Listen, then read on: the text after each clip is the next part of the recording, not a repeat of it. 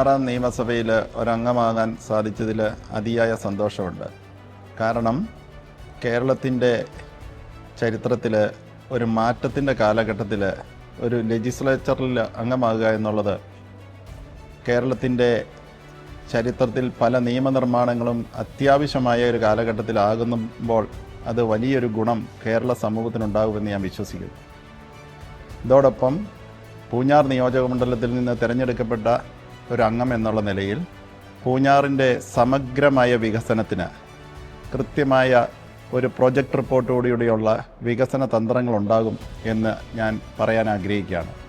അതോടൊപ്പം ലോകത്തിലെ ഏറ്റവും വലിയ തീർത്ഥാടന കേന്ദ്രമായ ശബരിമല ഉൾപ്പെടുന്ന എരുമേലി എൻ്റെ നിയോജകമണ്ഡലത്തിലാണ്.